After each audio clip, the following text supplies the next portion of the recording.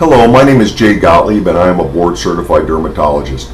Let's talk about actinic keratoses or precancers. Actinic keratoses are considered the earliest stage of development of skin cancer. They are common lesions of the outermost layer of the skin and are caused by long-term exposure to sunlight. Actinic keratoses are most likely to appear after age 40. However, in geographical areas which have year-round sun like here in South Florida, actinic keratoses, also known as AKs, may be found in persons as young as teens and 20s. Half of all older people, fair-skinned persons who live in hot sunny areas like South Florida, have actinic keratoses. The most significant predisposing factor to actinic keratoses is fair skin and long-term sun exposure. Actinic keratoses are found on chronically sun-exposed skin, most commonly on fair-skinned individuals, middle or older age. They are commonly found on the sides of the forehead, the ears, the scalp of bald men, and the backs of the hands. Typically, actinic keratoses are dry, scaly, and rough-skinned areas seen as bumps on the skin.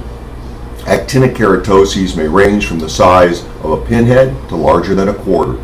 Skin-colored actinic keratoses may only be noticed by touch because they tend to have sharp, hard scale like sandpaper. They are often sensitive. The basic treatment for actinic keratoses are cryosurgery using liquid nitrogen, surgical removal, possibly a biopsy, topical chemotherapy, and photodynamic therapy. Other surgical options that have been used include chemical peels and laser skin resurfacing. Cryosurgery, liquid nitrogen freezes, are used to treat these particular lesions. It causes a small blister, which then flakes and leaves normal skin at its base. Topical chemotherapy, like a topical anti-cancer lotion or cream, is sometimes used.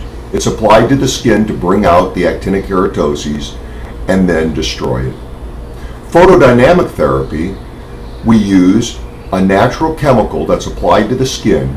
After about an hour, the skin is exposed to a blue light that brings out the actinic keratosis and destroys it. Prevention of actinic keratoses is the key. It should start early in life. Sun damage to unprotected skin begins in childhood and puts the child at risk for actinic keratoses and skin cancer in later life. Localized red areas develop in regions that are exposed to the sun. Avoid excessive sun exposure during peak sun hours, around 10 a.m. to 4 p.m. Wear clothing that covers the arms, legs, and wear a wide-brimmed hat. Use a sunscreen that has a sun protection factor known as SPF of 30 or higher. I wear a 30 protection factor on my face on a daily basis.